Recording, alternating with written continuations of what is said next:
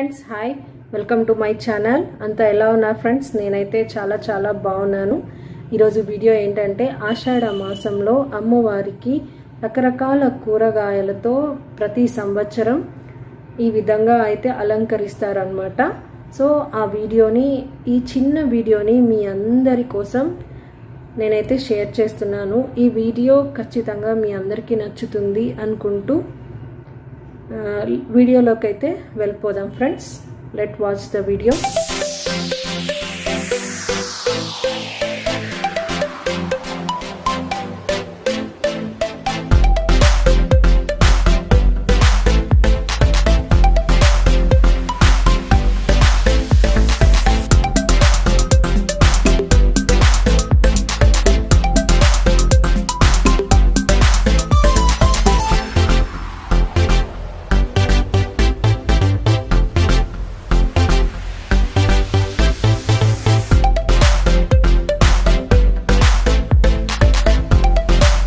నీటి చుక్క కూడా లేకుండా 100 ఏళ్ల కాలం వరకు ఒక సమయంలో అనావృష్టి సంభవించగలదు.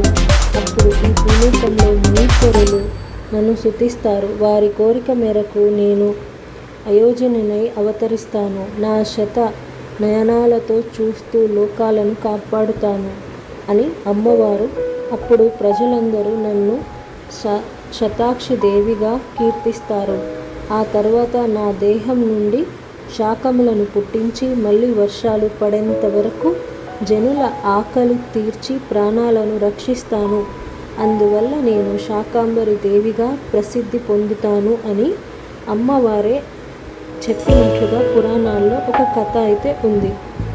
అమ్మవారు ఒక రాక్షసుని సంహరించడానికి దుర్గాదేవిగా కీర్తి పొంది, శాకాంబరి దేవి నీల వర్ణంలో సుందరంగా ఉన్న దేవి కమలాసంపై కూర్చొని తన పిడికిలి నిండా వరి మొక్కలను పట్టుకొని ఉంటుంది. మిగిలిన చేతులతో పుష్పాలు, ఫలాలు, చిగురుటాకులు, దుంప గడ్డలు మొదలైన కూరగాయల సముదాన్ని ధరించి ఉంటుంది. ఆ శాఖ కోరికలను తీర్చే రసాలు కలిగి ఉంటాయి. జీవులకు కలిగే ఆకలి, దప్పు, మృత్యువు, జ్వరం మొదలైనవి పోగొడతాయి. పరమేశ్వరుని ధనస్సును ధరించే పరమేశ్వరుని శాకాంబరి, శతాక్షి, దుర్గా అనే పేర్లతో కీర్తించబడుతుంది. పూర్వకాల ఇంత ఒక కథ కూడా ఉంది ఫ్రెండ్స్. ఏంటంటే అమ్మవారు అందరూ కరువు సంభవించినప్పుడు అమ్మవారిని అందరూ దేవతామూర్తులు ఆరాధించడంతో అమ్మ ఒక ఒళ్ళంతా కళ్ళతో మన భూలోకానికి అవతరించి ఒక చుక్క కన్నీటి చుక్కతో వర్షాలు, వాగులు అన్నీ పొంగి అమ్మవారే స్వయంగా శాకాంబరి దేవిగా అవతరించి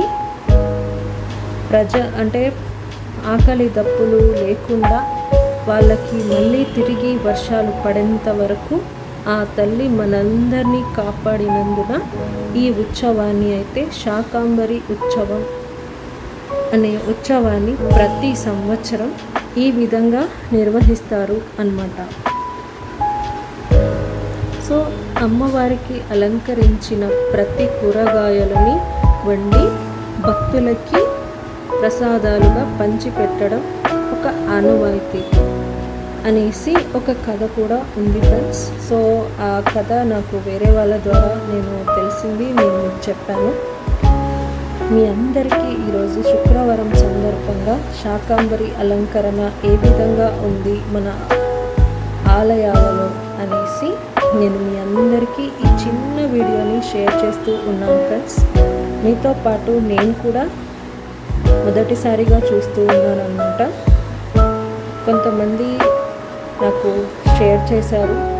సో ఇవన్నీ ఈ విధంగా ఉంటాయి, ఈ విధంగా అలంకరిస్తారు, ప్రతి ఒక్క కూరగాయని ఈ విధంగా ఉంటుంది అనేసి మనందరం చూసి తరించి ఆ అమ్మవారి కరుణా కటాక్షాలు మనకి లోకంలో ఎవ్వరికీ ఏ ఆపద కలగకూడదు అనేసి నేను మనస్ఫూర్తిగా అమ్మవారిని అయితే కోరుకుంటున్నాను. ఈ వీడియో నచ్చినట్లయితే లైక్ చేయండి, షేర్ చేయండి, సబ్స్క్రైబ్ చేయండి. అందరికీ thank you so much friends. Bye.